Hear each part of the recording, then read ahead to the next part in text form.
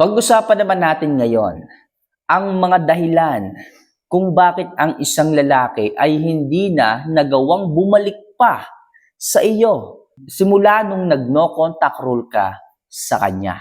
Yes, mga kamamay, tandaan nyo, hindi po sa lahat ng pagkakataon manunumbalik ang isang lalaki. Yung iba dyan, nag-no contact rule pero hindi na binalikan.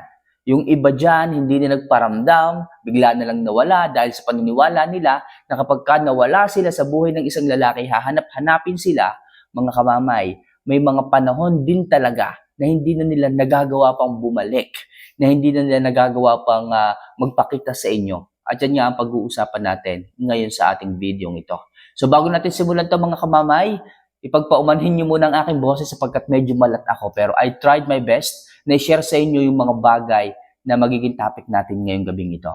So don't forget lang na mag-subscribe at mag-like sa video ito. Regalo nyo na, wala namang bayad yan.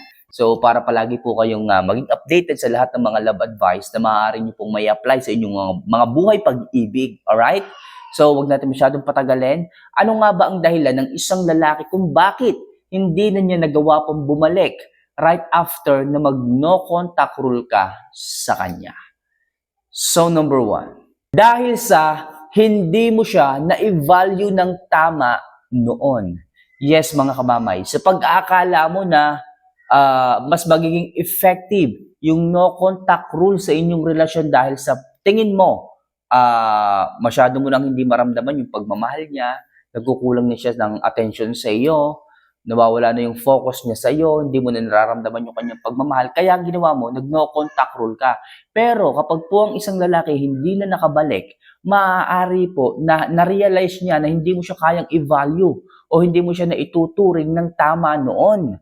Okay, kaya mas naisip pa ng isang lalaki na baka tama lang talaga na nag-no contact rule ka o baka naman naunahan mo lang siya na mag-no contact rule sa iyo kung kaya't pinatunayan na niya sa kanyang sarili na hindi na lang siya babalik pa sa iyo. Dahil nga hindi mo siya na-value, hindi mo siya na-respect, hindi mo siya iginalang, hindi mo siya itinuring na asawa, hindi mo siya itinuring na jowa, hindi mo siya binigyan ng role sa inyong pag-ibig kung bakit ang isang lalaki hindi na bumalik. Sa madaling sabi, hindi mo siya na-value noon, kaya umalis, kaya hindi na siya bumalik sa iyo. So number 2, dahil tinatakot o may nananakot sa kanya.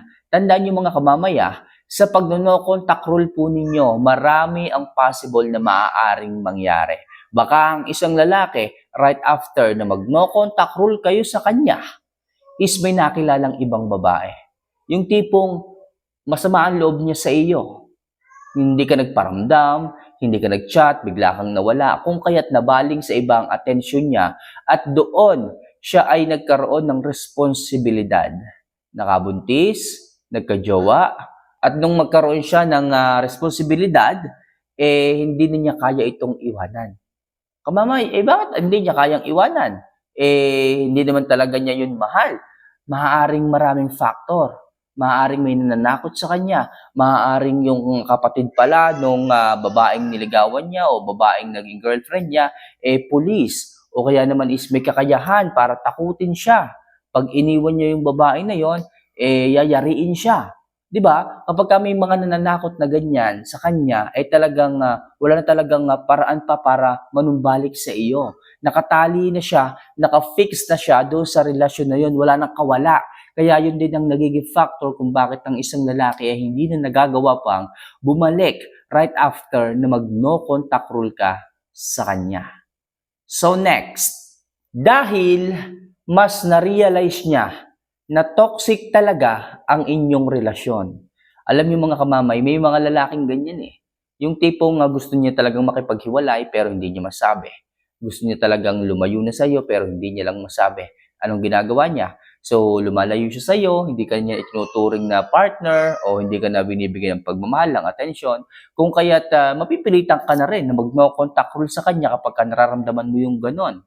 Pero, kapag na sitwasyon na kayo ng no contact rule, lalo na kung ikaw yung gumawa, pag po nakita ng isang lalaki na talagang ang dami niyo ng problema, ang dami niyo ng suliranin, Halos paulit-ulit na lamang yung inyong pinag-aawayan. So, maiisip niya na toxic na talaga yung inyong relasyon kung kaya't wala ng dahilan pa para manumbalik siya sa iyo. Iisipin niya na, total, napakarami naman naming mga problema na. Parang ang dami na naming issue. Nag-cheat na siya. Nanloko na siya. Tapos ako, ganun din. Parang hindi na worth it pang balikan. Kaya mga kabamay, ang isang lalaki hindi na bumabalik dahil nga na-realize niya na masyado ng toxic pa ang inyong relasyon at one of these days, mauulit na lang ulit yung mga kasalanan, yung mga awayan yung dalawa, kaya hindi na siya manunumbalik pa sa iyo. So next, dahil mas naging masaya na siya sa pagkawala mo. Di ba mga kamamay, may ganyan eh. Kapag ka bigla kang nawala, sinabi mo sa sarili mo na magno-no contact rule na ako dito sa lalaki na to. Parang ewan eh. Pasulput-sulput na lang.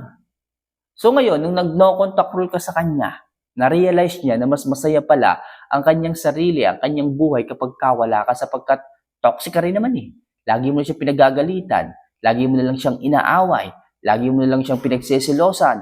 Wala ka na lamang ibinibigay pang ebidensya, puro kahinala. Kaya ang isang lalaki mga kamamay ay hindi na nga bumalik dahil mas pinili pa niya na magpakasaya na lamang habang wala ka. Isa rin yung dahilan mga kamamaya kung bakit hindi na sila bumabalik.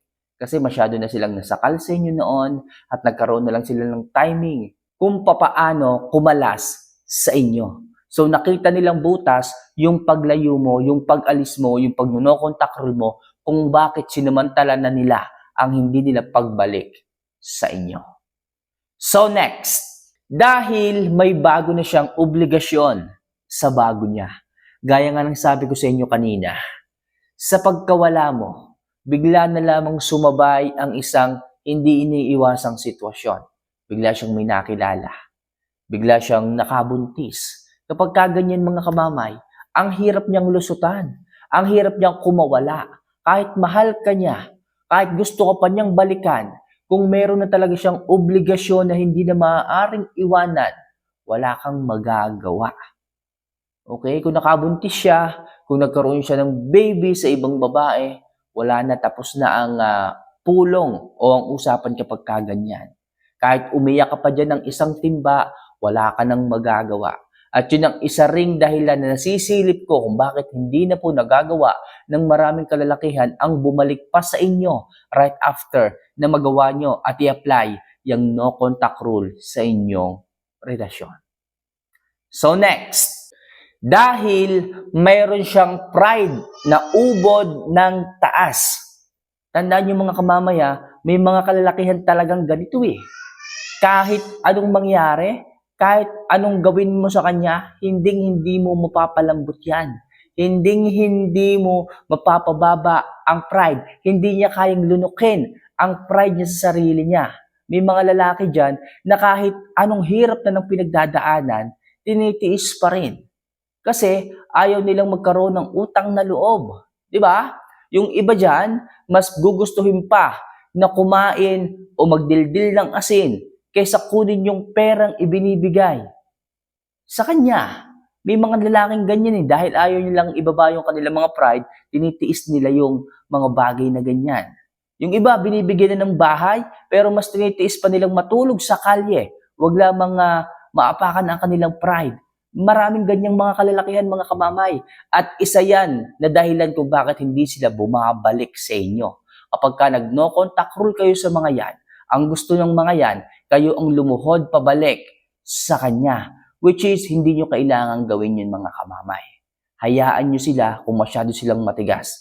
Lalo na kung alam nyo wala kayong ginagawang pagkakamali, wala kayong ginagawang kasalanan, hindi kayo nagkasala sa kanya, huwag nyo silang papansinin.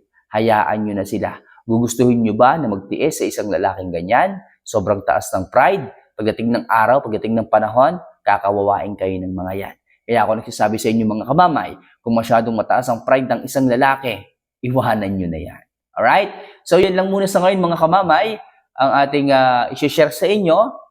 At sana ay malinaw sa inyong isipan mga kamamay kung bakit ang isang lalaki hindi na nakakagawang bumalik sa inyong relasyon right after na mag-no contact rule ka sa kanya. So for more video and love advice na kagaya nito mga kamamay, don't forget to click the subscribe button at i-like yung video natin dito. So, pasensya na po ulit mga kamamay, kahit papaano, sana nakatulong yung video natin, sana maayos ko pong na-share yung ating mga tips ngayong gabing ito. So, mga kamamay, see you for our next vlog. Mahal ko po kayo, huwag kalilimutan yan. Paalam.